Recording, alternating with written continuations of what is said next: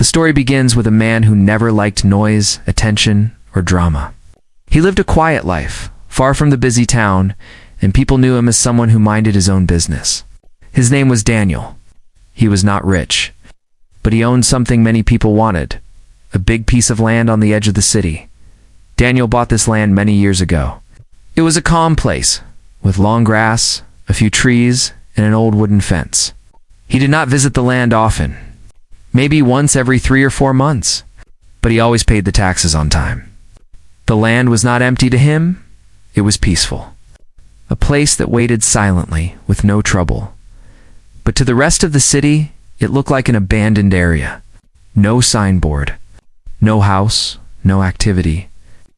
Just open space. People started saying, maybe this land belongs to the city, or maybe no one owns it. But Daniel knew the truth. The land was his. And the deed, his legal proof, was kept safely in a folder inside his home. Life moved slowly for him, till one day the town announced a new project.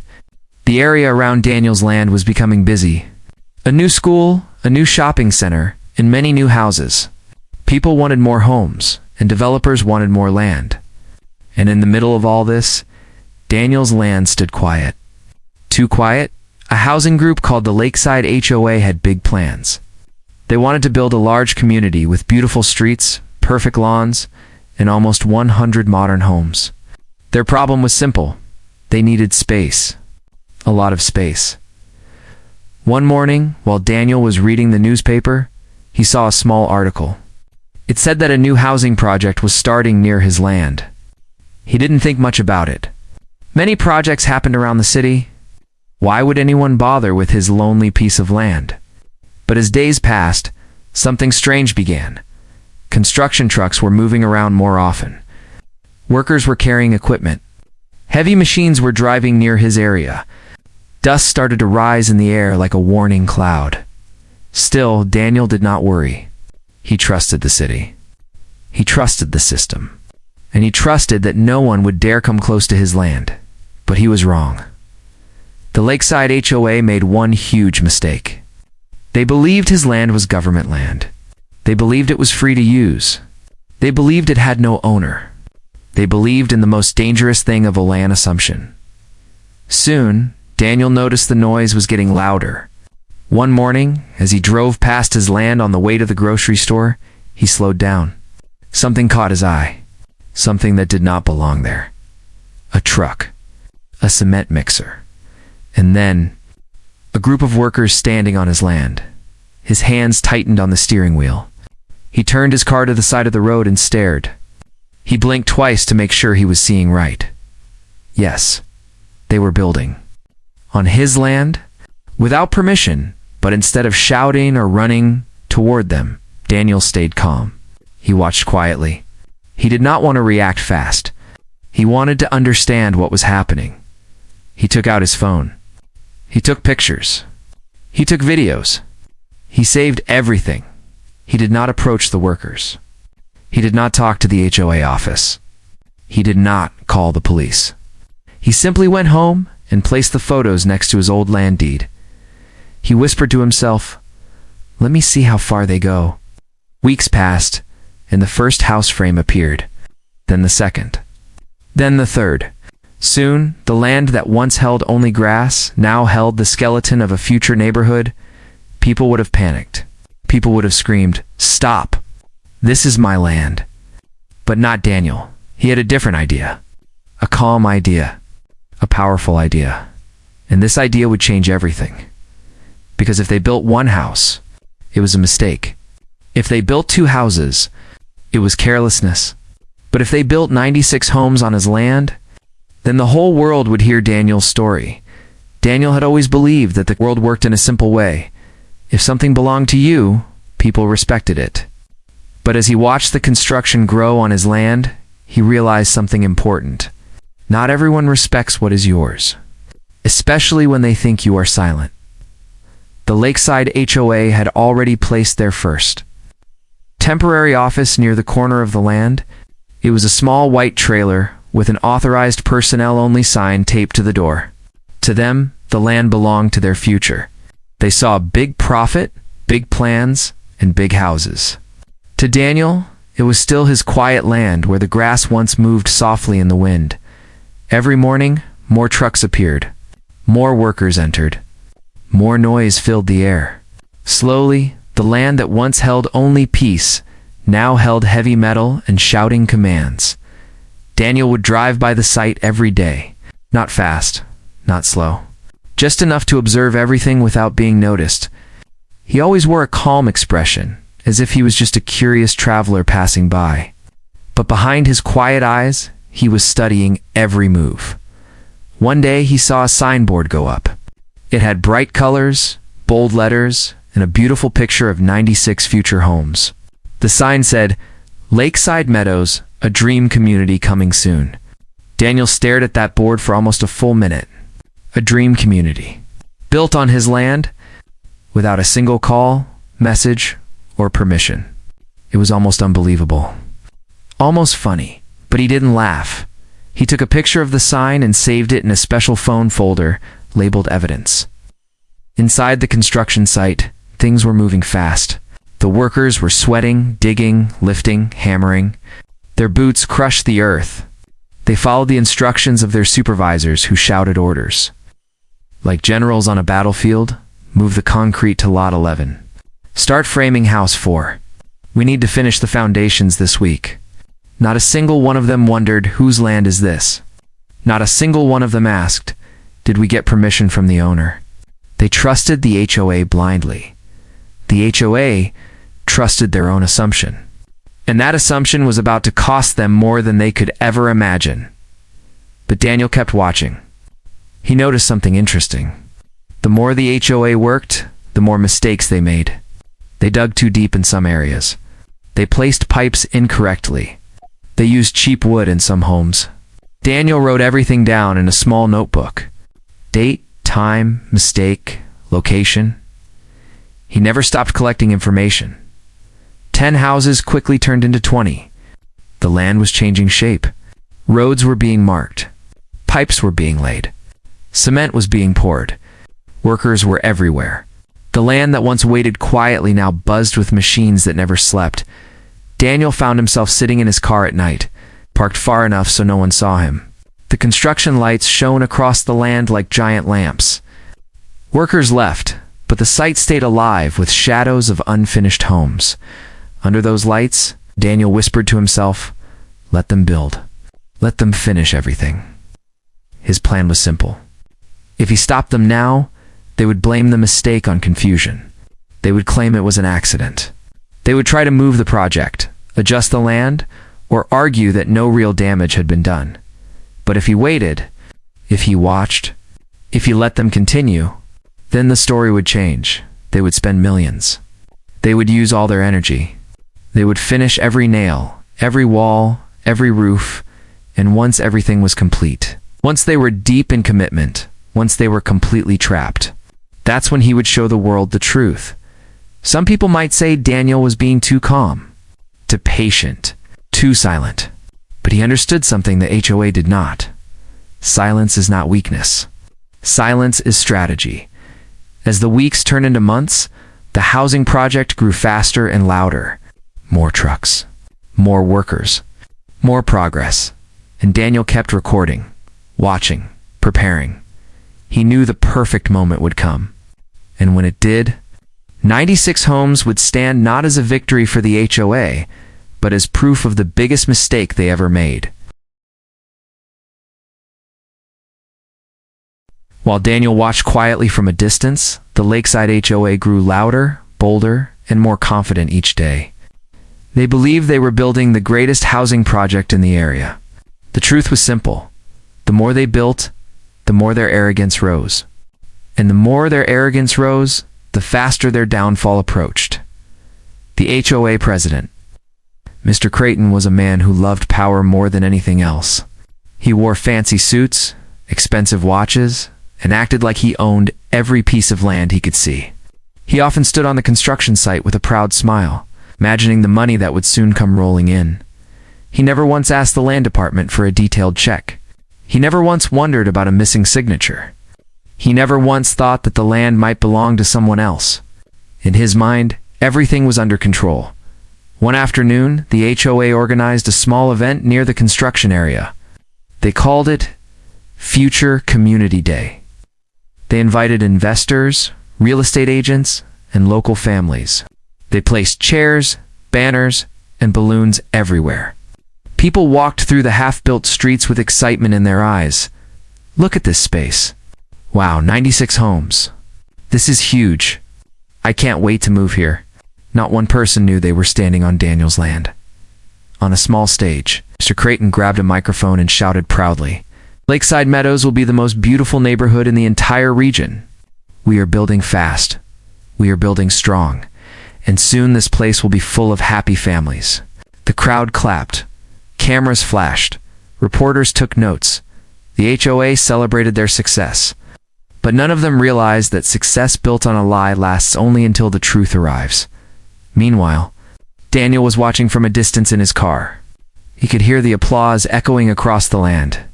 But he didn't feel angry. He just felt curious. Curious about how far their confidence would go. The next week, the HOA published a glossy brochure. It showed pictures of smiling families, green parks, playgrounds, and a peaceful lake. They sold dreams like candy. They advertised the project on social media, newspapers, and local billboards. By now, before all homes are sold, flexible payment plans. Move into your dream home. People hurried to reserve houses that didn't even legally exist on HOA land. Some paid deposits. Some signed early agreements. Some visited the property and imagined their future. The HOA office was flooded with calls. Their team felt unstoppable, and that arrogance led them to become careless. They ignored small warnings from the city that said some records were missing. They ignored a letter that said they should verify land boundaries. They ignored developers who asked if they had full rights to build. Instead of answering questions, the HOA became defensive. "Oh, it's just paperwork. Everything is under control. Don't worry. We know what we're doing." But they didn't know. They didn't know Daniel owned the land. They didn't know the deed was still active. They didn't know they were digging their own grave with every decision. As the construction moved to the next stage, the HOA's arrogance grew even bigger. They started talking about expanding the project, even more ratting gardens, a pool area, maybe even a sports complex. One evening, during a meeting, the HOA vice president said, "Maybe we can extend the community another 40 houses next year." Everyone in the room cheered. They acted like kings deciding what to build on their kingdom. But the land was never theirs. Daniel continued, observing from the shadows. He saw how the HOA spoke with pride, how they ignored warnings, and how they bragged about their homes. Each day, Daniel took new photos. Each day, he collected new mistakes. Each day, the HOA sank deeper into their own confidence. He knew that when arrogant people fall, they fall hard. And soon. The moment would come when their arrogance would meet reality, a reality written in one simple piece of paper, the deed. While the HOA celebrated their growing success, Daniel continued his quiet routine. Every morning he woke up, drank his simple cup of black coffee, checked his land folder, and then took a slow drive to the construction site. He never changed his path. He never changed his calm behavior. He just watched. Day after day, the land changed. What was once soft grass and old soil was now packed with concrete, steel, and fresh wood. The ground shook with heavy machines. Roads were shaped, sidewalks were poured, and streetlights rose one by one. The project was moving fast, maybe even faster than Daniel expected. But the faster they worked, the wider Daniel's silent smile became. He didn't smile out of joy. He smiled because everything was going exactly according to his plan. Most people would have run to the HOA office the moment they saw a single worker step onto their land. Most people would have called the police, shouted at the workers, or filed complaints. But Daniel was not like most people. He understood something powerful. If you stop a small mistake early, people can easily fix it. But if you let a small mistake grow big, it becomes impossible to hide. So he waited. He waited as House 1 got its roof.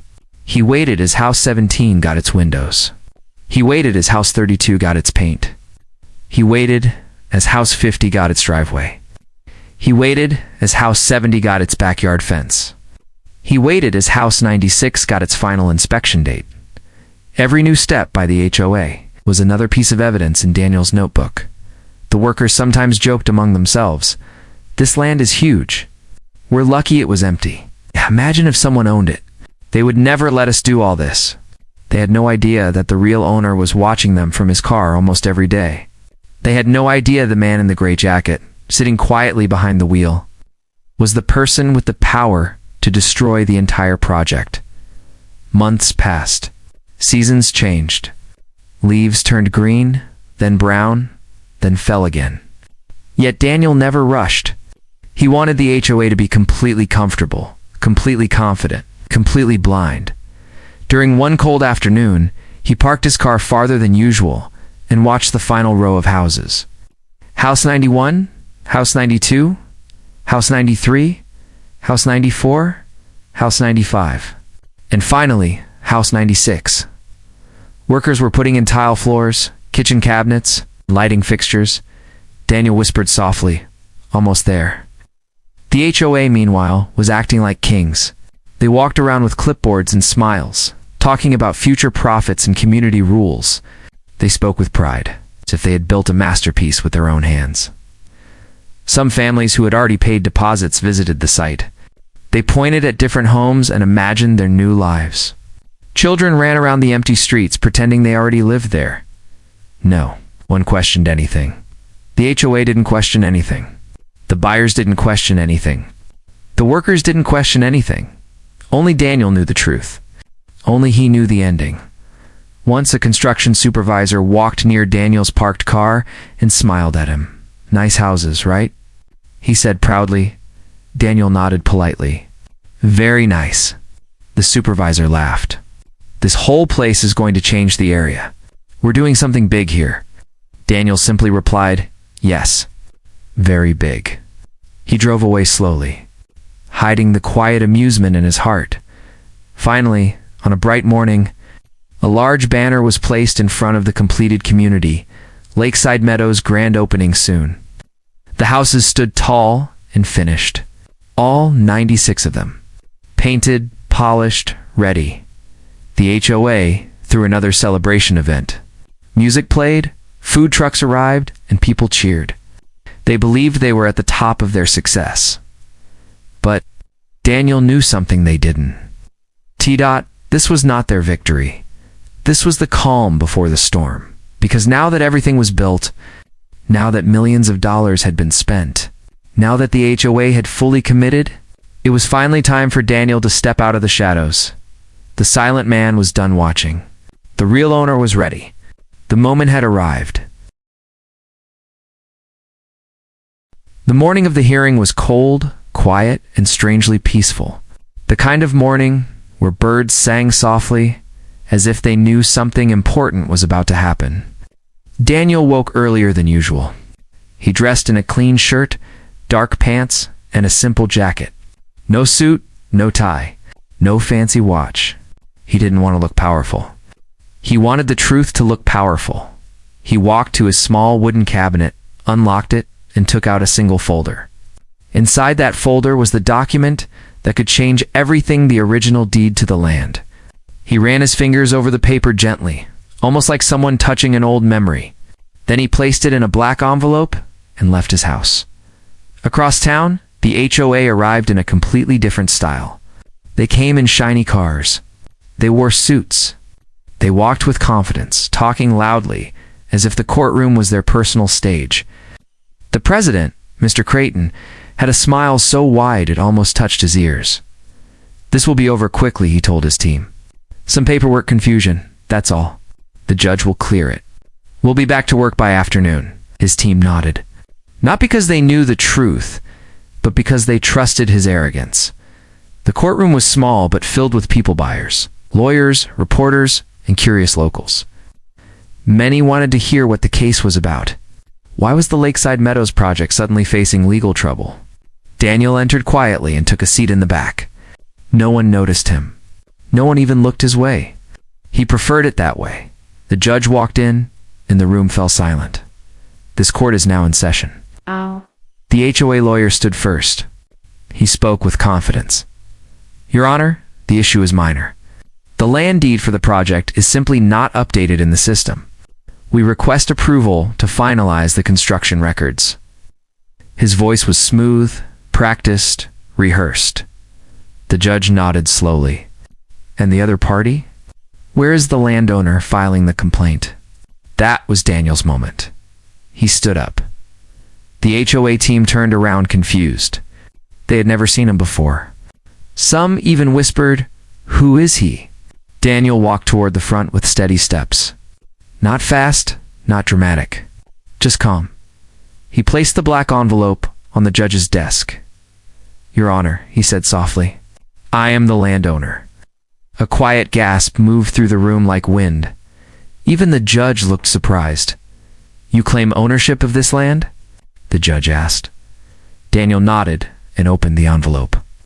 He handed over the original DI-dold, official, signed, stamped, and fully legal. The judge examined it carefully. He flipped page after page, reading in complete silence. The courtroom held its breath. Finally, he looked at the HOA table. This deed clearly shows that the land belongs to Mr. Daniel Lawson. The ownership is valid, uninterrupted, and legal. The HOA did not have permission to build anything on this property. The words hit the HOA like a hammer. Mr. Creighton's confident smile disappeared. The color drained from his face. He opened his mouth, but no words came out. The HOA lawyer stuttered, Your Honor, there must be some mistake. Our documents? What documents? The judge cut him off sharply. You built 96 homes on land that never belonged to you. A murmur rose from the audience. Reporters scribbled notes. Buyers looked shocked and confused. Daniel stood quietly. Waiting, the judge continued. This is one of the largest land rights violations this court has ever seen. The HOA is fully responsible for all damages. Then he turned to Daniel. As the rightful owner, you have full legal control over the land and everything built on. It double quotes everything. All 96 homes. All. Roads. All the improvements. All the investments they now belong to. Him, Mr. Creighton, finally found his voice. This can't be. We spent millions. We built everything. Daniel looked at him calmly and replied, Yes, you did. His voice was soft, but the truth behind it was louder than any shout. The HOA's arrogance had met reality, and reality had destroyed it. The courtroom buzzed with disbelief. Some people felt sorry for the buyers. Some stared at Daniel with respect. Some glared at the HOA with anger, but one thing was clear. The silent man had just turned the entire project upside down, with a single piece of paper, and the story was not over yet. After the courtroom shock, the city buzzed with whispers. Everyone talked about the man who stayed quiet while 96 homes were built on his land. Everyone talked about the HOA that believed they owned everything. And everyone waited to see what Daniel would do next. The judge had already made it clear. Daniel was now the legal owner of every structure. It's built on his land. The news hit the HOA like a storm. Buyers panicked. Investors demanded answers. Workers stopped coming to the site. Reporters camped outside the HOA office, asking the same question again and again. How did you build on land you didn't own? But Daniel stayed invisible. He didn't rush into the spotlight. He didn't shout or brag or celebrate. He did what he always did, he observed quietly. The HOA held emergency meetings almost every day. Their office, once full of confidence, was now filled with loud arguments and fear. Papers were thrown on tables. Voices rose. Tears were shed. Their dream project had turned into a nightmare. We will lose everything. One board member shouted, What do you expect? Another replied, We built homes on someone else's property. Meanwhile, Daniel received offer after offer. Some families begged him to let them keep the homes they had paid for. Some investors offered large amounts of money to buy out the whole property. Others tried to convince him to simply sell the land back to the HOA, but Daniel did not answer quickly. He needed time. Not for revenge, he wanted fairness. He walked through the finished community for the first time. The houses were clean and modern, each one ready for a family. Fresh paint, new plumbing, shiny roofs. Everything built with money that wasn't his. He stood in the middle of the neighborhood and listened. Children laughing in the distance. Birds sitting on new rooftops. Wind moving through the empty streets. This land felt different now. Not silent. Not abandoned. It was alive. But it was still his, and the world finally knew it. After a week of thinking, Daniel called for a meeting. Not in a fancy room. Not in a big hall. He chose a simple table under a tree near the site. The HOA board arrived looking nervous. Some carried documents, others carried fear. Daniel sat calmly, just like he always did. He began softly, "I am not here to punish anyone. I am here for a solution." That one sentence shocked the HOA. They expected anger, not calm. They expected revenge, not reason, Daniel continued. "Your mistake was big. But the families who want homes should not suffer because of your arrogance." He placed two options on the table. Option 1. The HOA must pay him a massive settlement, enough to compensate for every inch of land and every illegal action.